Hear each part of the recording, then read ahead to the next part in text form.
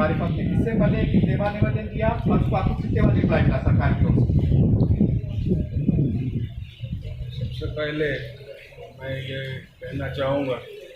कि इस कोरोना की वबा के जारी रहते हुकूमत महाराष्ट्र ने जो इक़दाम किए हैं और ख़ास तौर पर रियासती वज़ीर आला उद्धव ठाकरे ने जो संजीदगी का मुजाहरा किया है, उसकी हम उलमा बोर्ड की जानिब से भरपूर सताइश करते हैं और इस बात का तयक्कुन देते हैं कि जब भी इस तरह आवाम से उन्होंने अपील की, हुकूमत की जानिब से, इंतज़ामिया की जानिब से, आवाम ने उस पर पूरी तरह से अमल किया है। जैसे सोशल डिस्टेंसिंग का मामला हो या सैनिटाइजिंग का मामला हो, हर तरह से इस वबा से मुकाबला आरई में आवाम भी बग़ैर किसी इमदाद के मिले हुए या बग़ैर किसी हुकूमत की तरफ से बड़े इक़दाम के बावजूद आवाम ने भी जो संजीदगी का मुजाहरा किया और इस अचानक रोनुमा हुए हालात में जो मिलकर काम किया गया, उसकी वजह से अभी कोरोना की वबा कुछ हद तक काबू में आई है। डेथ रेशियो कम हुआ है, मरीज़ों की तादाद ज़रूर बढ़ रही है, लेकिन ये अगर इसी तरह से ये बाहमी कोऑपरेशन जारी रहा तो बहुत जल्द हम इस जंग को जीतने में कामयाबी हासिल कर लेंगे। और जहाँ तक उलमा बोर्ड का सवाल है, तो उलमा बोर्ड ने गुज़िश्ता 5 साल से वक्फ बोर्ड की मुतालबात जो रिलेटेड हैं, जैसे सबसे अहम वक्फ इमलाक का तहफ़्फ़ुज़, वक्फ इमलाक पर जो नाजायज़ कब्ज़ाजात हैं उसके ताल्लुक़ से आवाज़ उठाई है। कातियों को कैफर किरदार तक पहुंचाने के लिए हमने जो जद्दोजहद की है, उसके नतीजे में बहुत सी ऐसी कार्रवाइयाँ हुई हैं जो ऑन रिकॉर्ड मौजूद हैं। महाराष्ट्र में हुकूमत की जानिब से वक्फ इमलाक का सर्वे भी शुरू किया गया है और 2 ज़िलों से ये शुरुआत हुई है। हम चाहेंगे कि मुस्तक़बिल में ये सिलसिला मज़ीद आगे बढ़े। इस कांस्टेंट जद्दोजहद को लेकर हमने नागपुर अधिवेशन, चाहे पिछली हुकूमत हो या उससे पहले आज़ाद मैदान पर, और आखिर में अभी इलेक्शन से पहले दिल्ली के जंतर मंतर तक भी इस मूवमेंट को लेकर हम गए, वहाँ पर अपनी मतालबात को रखा और तमाम का नतीजा ये निकला कि ठोस बुनियाद पर कार्रवाई शुरू हुई है। अभी क्योंकि पिछले 60 सालों से ये मसला देरीना मसला रहा है, इसलिए बहुत जल्द इसमें बहुत बड़ी कमी कि अगर मुस्तकिल जद्दोजहद की जाए तो यकीनन मुस्लिम अवाम के इससे राष्ट्र कौम का फ़ायदा होगा और साथ ही साथ अगर हुकूमत और इंतज़ामिया उन पर संजीदगी से गौर कर उसको इम्प्लीमेंट करेगा तो इससे हुकूमत को भी राहत होगी। क्योंकि जब मुस्लिम समाज के पास उसका अपना इदारा है होते हुए और उसकी अपनी हज़ारों एकड़ इमलाक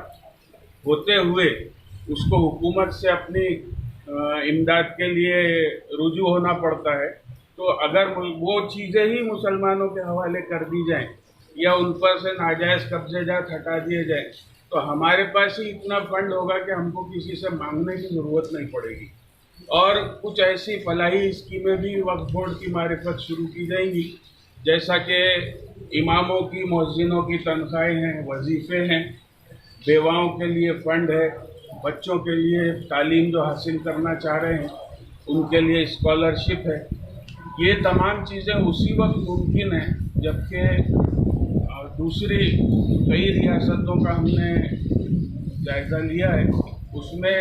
किसी न किसी हद तक काम हुआ है, लेकिन महाराष्ट्र में अभी तक ये हालात रहे थे पिछले कि जो आमदनी आती थी वो मुलाजमिन की तनख्वाहों पर ही सर्फ हो जाती और मुलाजमिन की तादाद इतनी कम है, अमला इतना कम है, 36-40 लोगों पर मुश्तमिल वक्फ बोर्ड पूरे महाराष्ट्र की जिम्मेदारी संभाल रहा है, तो उसमें भी मुलाजमिन की तादाद बढ़ाने की ज़रूरत है, फंड जनरेट करने की ज़रूरत है। तो जहाँ जहाँ पर नाजायज़ कब्जाजात हैं और जो लोगों ने किराया बरसा बरस से नहीं दिया है वक्फ इमलाक का और उनके ज़ेर इख्तियार हैं, उन पे कार्रवाई करने की 95 एक्ट हमारे पास इतना मजबूत तरीन कानून मौजूद होने के बावजूद उसमें संजीदगी से अगर पेशरफ्त की जाए तो बहुत से मसाइल हल हो सकते हैं। रेवेन्यू का मसला हल हो सकता है, मुसलमानों के मसाइल जो जुमला मसाइल हैं, हम उल्मा बोर्ड की कोशिश यही रही है, हमारे रियासती सदर हों या हमारे नेशनल बॉडी हो, सबने मिलकर ये कोशिश की है कि जो वक्त की इमलाक है उसका सही इस्तेमाल किया जाए और उसको कौम के मफाद में इस्तेमाल किया जाए। वक्फ बोर्ड को मुसलमानों का वाहिद बाइख्तियार इदारा बनाया। ये महाराष्ट्र के अंदर जो ऑल इंडिया उलमा बोर्ड ने काम किया है वो हमारे ज्येष्ठ पत्रकार सीनियर सहाफ़ी नायब अंसारी साहब जो हिंदुस्तान पेपर के चीफ एडिटर है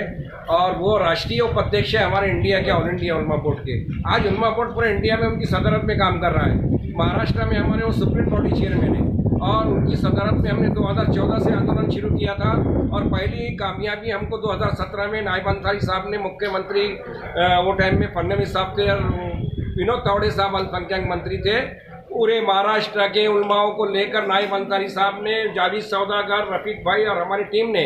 वहाँ 5 दिन तक अमर ऑपरेशन किया। छठे दिन नायब अंसारी साहब ने तावड़े साहब से मुलाकात की। उन्होंने रेटिंग में लेटर दिया कि मैं आप ऑल इंडिया उलमा बोर्ड की जो मांगनी है नायब अंसारी साहब, मैं आपको 6 करोड़ रुपए देता हूँ और पूना और परभनी से शुरू करता हूँ। परभनी में 30,000 एकड़ ऑन रिकॉर्ड ज़मीन है, परभनी में 41,000 एकड़ लिखी। अंदाज लगाइए कि 2 जिलों में जब 60,000 एकड़ ज़मीन निकली तो 36 जिलों में अंदर वक्फ बोर्ड की लाखों एकड़ ज़मीन है। और ऑल इंडिया उलमा बोर्ड 36 जिले में जो काम कर रहा है, बहुत से उलमा इकराम है। हमारे जिला अध्यक्ष मौजूद है मौलाना मखदूम नदवी साहब जो औरंगाबाद के शहर अध्यक्ष है, मौलाना अब्दुल कदीर साहब जो हमारे जिला अध्यक्ष है और हमारे महाराष्ट्र की जनरल की टीम बहुत अच्छा काम कर रही है। हम महाराष्ट्र हुकूमत सिर्फ एक ही सवाल करना चाहते, जिस तरह 2007 में हमारे निदर्शन के टाइम पे जो विनोद तावड़े साहब ने परिपत्रक निकाल कर ज़मीन के सर्वे के लिए जमाबंदी आयोग को आदेश दिया था, महाराष्ट्र हुकूमत मुख्यमंत्री से भी हम गुजारिश करते हैं कि बाकी के ज़िलों में भी वो सर्वे इसी तरह से करें। और 6 करोड़ रुपए बहुत कम होते हैं सर्वे के लिए, कम से कम 100 करोड़ रुपए वक्फ बोर्ड के इमदाद के सर्वे के लिए दिए जाए। उसका मकसद यही है कि 74 सालों में जितनी भी सरकारें बनी उन्होंने वक्फ बोर्ड के हक में कोई फैसला नहीं लिया, ना यहाँ पर मुस्तकिल हमको चेयरमैन दिया ना सीईओ दिया। ऑल इंडिया उलमा बोर्ड जो अभी पूरे महाराष्ट्र के अंदर जो है तो यही तहरीक चला रहा है कि जैसा हमारे ज्येष्ठ पत्रकार राष्ट्रीय उपाध्यक्ष साहब ने कहा कि इदारे को अगर मजबूत करे तो बहुत सारे कौम के मसले हो सकते हैं, किसी से हमको लेने की ज़रूरत नहीं है। और हम मुख्यमंत्री को निवेदन द्वारा ये कहना चाहते हैं कि अगर सितंबर तक हमारे मुतालबे मंजूर नहीं होते तो सितंबर में जो भी पौसड़े अधिवेशन होने वाला है बम्बई में, तो ऑल इंडिया उलमा बोर्ड महाराष्ट्र नायब अंसारी साहब की सदारत में 1 दिन का वह धरना आंदोलन करेगा। और हम मुख्यमंत्री से यही गुजारिश करते हैं जैसा कि बीजेपी सरकार ने हमारे मुतालबे को मंजूर किया था और परिपत्रक निकाल कर सर्वे शुरू किया था। 2 जिलों में सर्वे चालू है। हमारे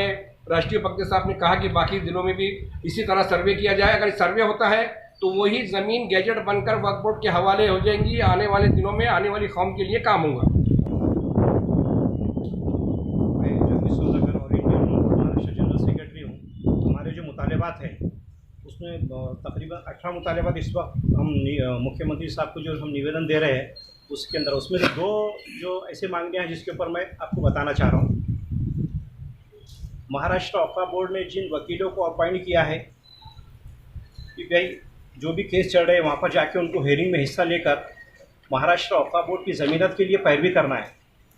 लेकिन जहाँ पर भी केस चालू है, जैसा कि तहसील ऑफिस में है, एसएलआर ऑफिस में है, जिला कलेक्टर ऑफिस में, एसडीएम ऑफिस में और हाई कोर्ट में है,